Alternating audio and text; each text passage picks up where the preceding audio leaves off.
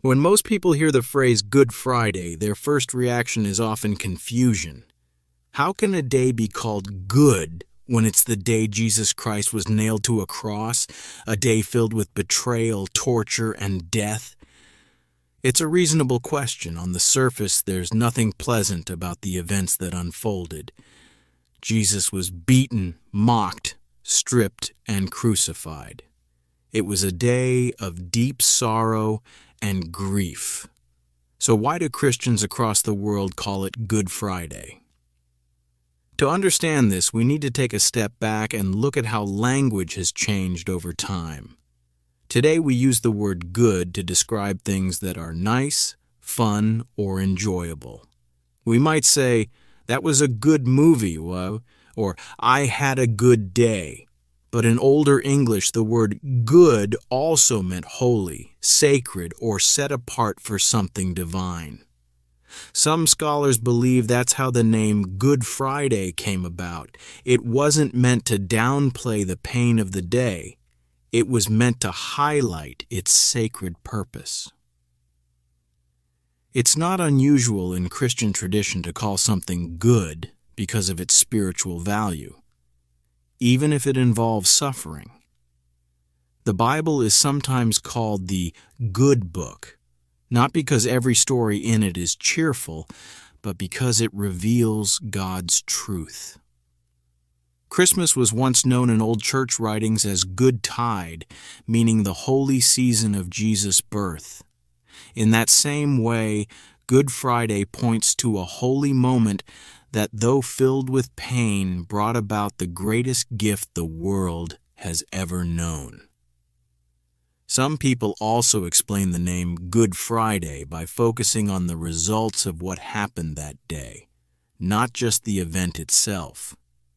Yes, it was the day Jesus died, but it was also the day humanity's sins were nailed to the cross. It was the day the door to salvation swung open. It was the day love took the place of judgment. So the good in Good Friday speaks not to the pain, but to the purpose. When Christians call it Good Friday, they are not pretending it wasn't brutal. They are saying that through that brutality, something beautiful happened. God was working through the pain to bring redemption. What looked like defeat was the beginning of victory. What seemed like the end was the start of something new. This tells us something powerful about the way God works. He doesn't always remove us from pain, but He does meet us in it. And through it, He can bring healing, hope, and new life.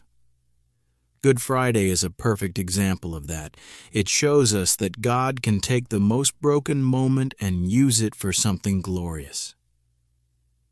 If you had been there on that day standing near the cross, it would have felt like a nightmare. You would have seen a man who had done no wrong, suffering as if he were the worst criminal. You would have heard the crowd shouting, the Roman soldiers laughing, and the heart-wrenching cries of his mother and friends. You might have seen the sky grow dark in the middle of the afternoon, as if creation itself was grieving. Nothing about it looked good. But something bigger was happening, something unseen.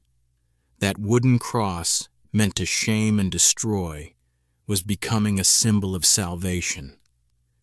Jesus was taking on the full weight of the world's sin, not just for the people of His time, but for every generation. He bore the punishment we deserved so we could receive the mercy we didn't earn. Isaiah chapter 53 verse 5 captures this truth in powerful words. He was wounded for our transgressions. He was bruised for our iniquities. The punishment that brought us peace was on Him, and by His wounds we are healed. Jesus wasn't hanging on that cross because He had failed. He was there because he was fulfilling his mission. He didn't run from the suffering. He embraced it, not because he had no choice, but because he wanted to offer us a way out of eternal separation from God. The cross was where justice and mercy met.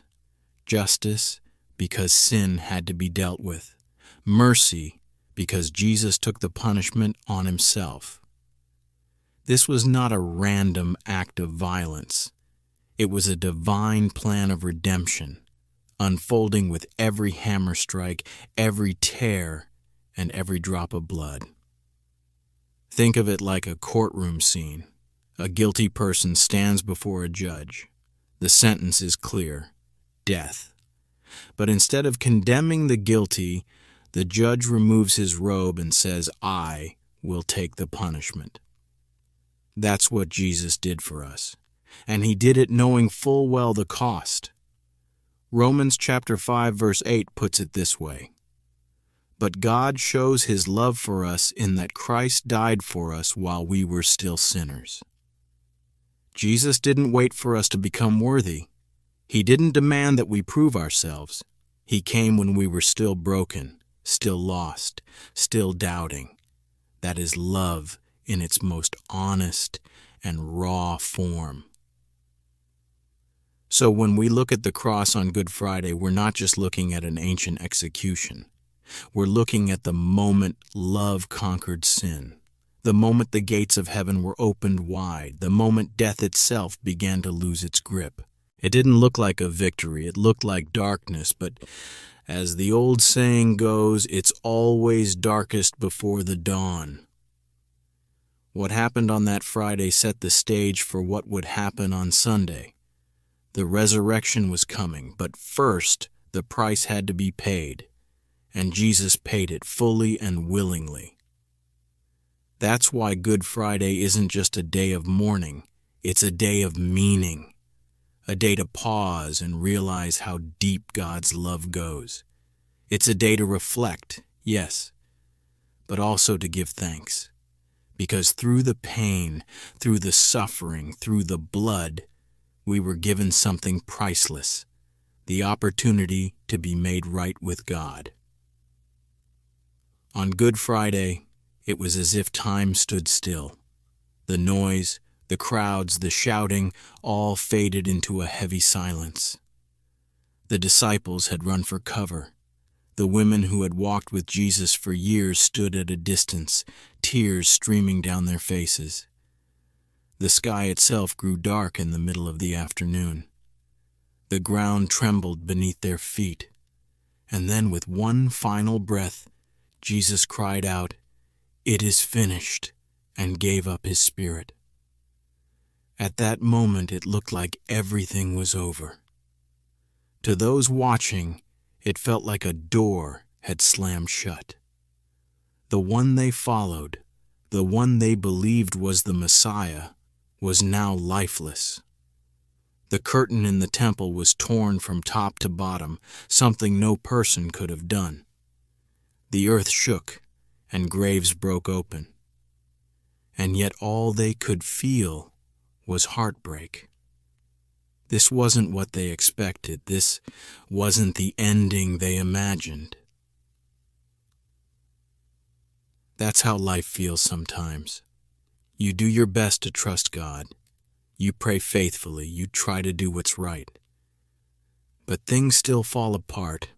Doors close. People walk away. Tragedy hits. It feels like you're stuck in a moment that makes no sense, just like that Friday. Good Friday looked like the end of everything the disciples hoped for. But the truth is, it was only the middle of the story. When Jesus said, "It is finished," he wasn't saying he was done with life. He was saying the mission was completed, every prophecy fulfilled, every sin paid for. The final sacrifice was made. What centuries of temple rituals and sacrifices pointed toward, Jesus accomplished in a single moment on the cross. The door to God was now wide open. Nothing more needed to be added. Still, for those who loved him, the pain was real and overwhelming. They had seen him raise the dead, calm storms, and heal lepers. Now he was being carried off the cross like any other crucified criminal. Joseph of Arimathea, a quiet follower, asked Pilate for Jesus' body. Nicodemus, the same one who once visited Jesus at night, helped wrap him in linen and spices. They placed him in a tomb carved out of rock, and a heavy stone sealed the entrance. Roman guards stood watch. Hope was buried. But here's what no one saw coming. God was still moving. Just because heaven was quiet didn't mean it had gone absent. Just because the tomb was closed didn't mean the story was over. That's the message of Good Friday. Even in the silence, even in the waiting, even in the pain, God is still working. What looks like a loss might be part of a bigger victory. That tomb would not stay closed. The stone would not stay in place. The guards wouldn't stop what was coming. But before we skip to Sunday morning, we have to pause at the cross. We have to feel the weight of Friday, because only when we sit in the pain of it can we truly understand the joy of what follows. If we skip past the cross too quickly, we miss its depth. We miss what Jesus endured, and more importantly, why he endured it.